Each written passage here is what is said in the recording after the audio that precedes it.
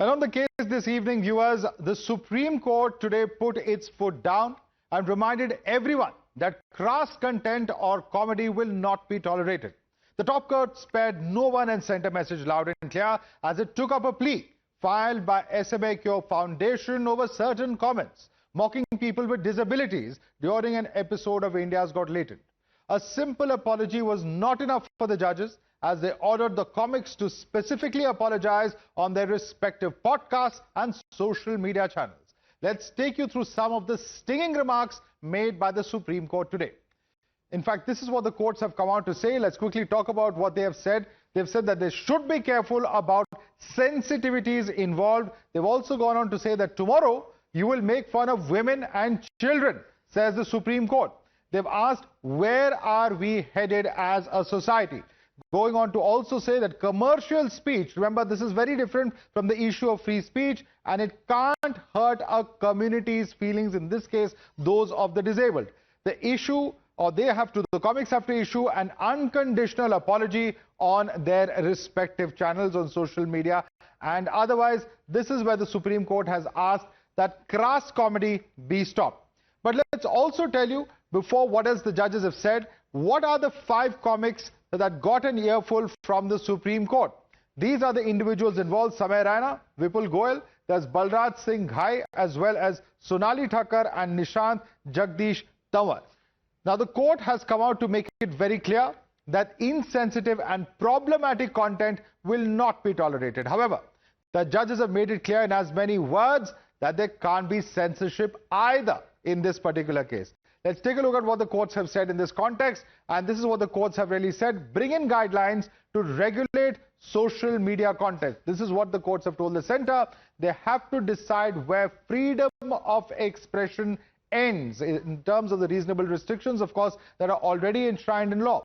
Need to balance free speech, and there's also should not be unreasonable censorship is also what the courts have said. Objectionable content has to be curbed, is what the Supreme Court has to say. Now, this is very significant, and before we go to our guests, it's also important to understand the background of this case. It was not any run-of-the-mill joke that got the Supreme Court fuming.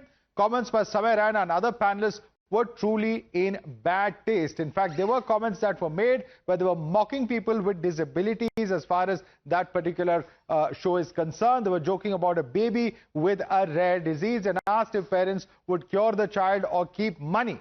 Now, this clearly did not go down very well. It was during the India's Got Talent episode that this happened, and Samay Raina came out to defend it, saying they tried to portray self as very innocent, is what Supreme Court also observed. The apology that was issued on July 15th, Samay Raina appeared before the NCW also had issued an apology earlier as well in this context. Let's take this across to the debate on the other side.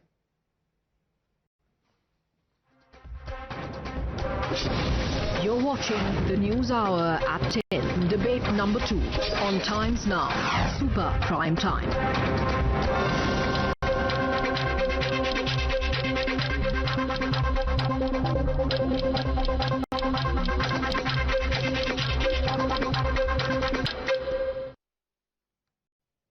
Let's take this across to our guest. Joining us, Jay Yadra is advocate on record in the Supreme Court. With us also is Sanjay Hegde, senior advocate of the Supreme Court. Sanjay Hegde, I'm going to come across to you first. Now, this is a very clear case. The court has, of course, defined what they consider commercial speech, so on and so forth. But the point being made over here is repeatedly this, that somewhere or the other, is there an abuse of free speech taking place? And do cases like this really bring that to light? I do not know whether you can abuse free speech. What is free speech? You do not need freedom to say, Madhavdas Gopal, you are a very good anchor. It is, if I were to say a joke that Madhavdas Gopal cannot anchor a show, blah, blah, blah, something of that kind, then what, do you have a remedy? You have a remedy in as much as you could sue me for defamation. But how does a court curate speech? How can you say that this is crass, thou shalt not say it? This you are allowed to say. Because the moment the court starts curating speech, it necessarily becomes a censor. You either have free speech or you do not have free speech. There's nothing called being a little bit pregnant. No, but do you believe that joke was in good taste then? Parents choosing between a child's disability and money. You may see, if you do not like a particular speech, don't watch it. These were paid channels, weren't they? There are so many comedy shows on television, some of which you don't like. You just switch channels. What's the problem? Jai Yadra, is it that simple? If you don't like a channel, switch it. Hi, Madhav. Good evening. I have a lot of respect for Mr. Hegde, but, I very respectfully disagree with him on a few things. Of course, largely, he's right that, free speech, to have curbs on free speech is problematic, could be problematic, and who is to curate those limits, So to that extent, I think he has a very good point. But, what happened in this case, let's be very specific. Some really humiliating, dehumanizing, insensitive remarks were made about people from the disabled community, Madhav. And the way I see it personally, legally, of course, yes, there are some statutes in place that could penalize such remarks. I understand that. But personally, from a human lens, these are individuals who are already facing so many challenges in life. And in a country like India, where there are a lot of biases and prejudices that are in our society, in any case, the moment you start normalizing such crass, insensitive humor, then, I think we are not better for, we're not going to become a better community, better society. So I think the Supreme Court also understands the ground realities. I think they've come and balanced equities perfectly in this case. They've said, look, come out with an apology. There are some people who felt very hurt, terribly hurt by it. Now, I'll give you a quick example. I have some friends, because I've done some work for the disabled community. Mr. Hegde, of course, has a fabulous record of doing pro bono work himself, constitutional pro bono. But in my experience, I've met some, very fine folks from the disabled community who enjoy, in fact, self-deprecating humor. They like making fun of themselves. But they explained something to me. They said that, it's all right to make fun of the situations sometimes we find ourselves in day-to-day life, but it's not okay to make fun of our disabilities. To point fingers at the disability and to sort of mock them. Yeah. So I understood that very fine distinction, but I must also say that this is not something that, we don't have to be adversarial about it, and I quite appreciate what Mr. Hegde is also saying. I think it's a little dangerous if the state comes in and starts regulating free speech. So he's got a point there. It's point well taken. You're both lawyers of standing, but I want to ask Mr. Hegde a simple question. Sanjay Hegde, the Apex Court has today said that if such derogatory humor is entertained today, tomorrow it could be directed at women, children or senior citizens. Now, there are countries, there are jurisdictions where ageist humor is perhaps acceptable in society. Perhaps that's not something that we hear very commonly here in India. So that context in which that humor is made or that joke is cracked has to have a cultural context. If it's not applicable to India, then certainly those comedians should have known about it or thought about it before cracking that joke. Well, that's the same argument that you get in film censorship. You can have all these kind of scantily dressed women in a foreign film, but it doesn't work in an Indian film. Our morals are different. That's not it. The question is, if you start regulating free speech, it's a slippery slope. Thou shalt not say this, thou shalt not say that, thou shalt not say. But you are essentially then giving a heckler's veto to anyone and everyone who might feel hurt. Therefore, in free speech, there's only one exception. The exception is for hate speech. When you incite hate, when you incite violence, that is not covered by free speech. But otherwise, if you have a bad sense of humor, and I think it's a fundamental right to have a bad sense of humor. I have one. I make bad jokes all the time. My children might cringe, but they certainly cannot censor me. So that's the question. That's the question that then arises, Jay, is that what about happens to creative liberty? What happens, for instance, in the case of Kunal Kamra, we've seen. So there's a very real fear that could be curbing on creative liberty and free speech, and who's going to ultimately set these standards, the moral standards. Now, the guidelines, the court has asked the center, for instance, to put in place in this case.